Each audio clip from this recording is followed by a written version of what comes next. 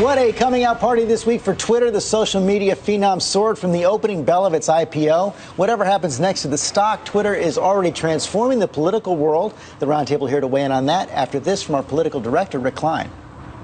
The biggest moment in Twitter history. Move over, Justin Bieber. Sorry, Prince George. You can't top the Obamas. And in tweet-crazed Washington, there may be no bigger Twitter celebrity than Iowa Senator Chuck Grassley. You think of your average tweeter, and I don't think that senators such as yourself come to mind. But what is because I'm 80 years old? Maybe that's part of it. Constituents ask Grassley's tweets are the subject of endless fascination. As this ex-prof of con law. Tough talk? Sure. Tough to understand? Oh, yeah. Then there was the famous time he informed the public about that thud he just heard on an Iowa road. We hit a deer. Well, in Iowa, you hit a deer, you assume it's dead. All 100 senators have Twitter accounts, as do 97% of House members and 49 of the 50 governors. Twitter has launched careers, as with Cory Booker, and it's ended them. Today I am announcing my resignation from Congress. When Senator Marco Rubio took an awkward swig of water on national television, his team knew the perfect response.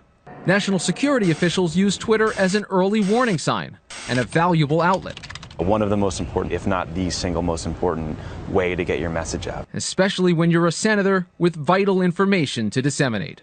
Let's see, tweet there. I'm being interviewed by A, B, C. For this week, I'm Rick Klein. That's at Rick Klein. Thank you, Rick Klein. We've been having a lively debate during the commercial on whether or not Twitter is helping or hurting politics, helping or hurting journalism. Congressman Keith Ellison, active user. Okay, first thing I got to say is at Keith Ellison, follow me.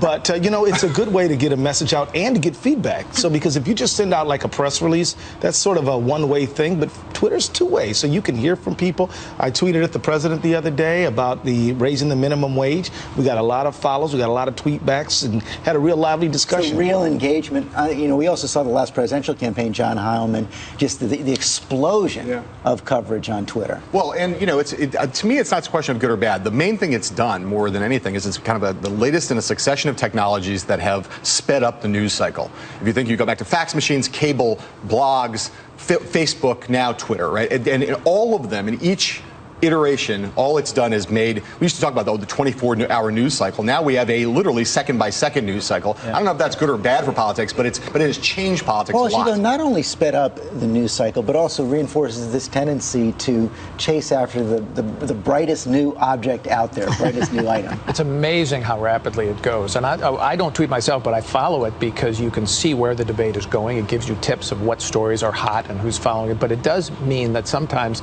it is a shooting star. And within 24 hours, everybody has tweeted, and they're all saying, well, move on. It does, though. I mean, I do not tweet and have never, I've actually never been on Twitter. But I do think that it has the effect of making spinning less effective. Because if somebody's trying to tell you after a debate, for instance, that this is how it went and spinning, there are all these other people saying something's completely different. But it's still a relatively small sample given the country. Well, I think that it's made spinning more effective, and it's also made it more instant. You've got to do more spinning now because you don't have nearly the time you did before to respond to a crisis. You've got to do it immediately, and it's also a great tool to reach young people. But is it?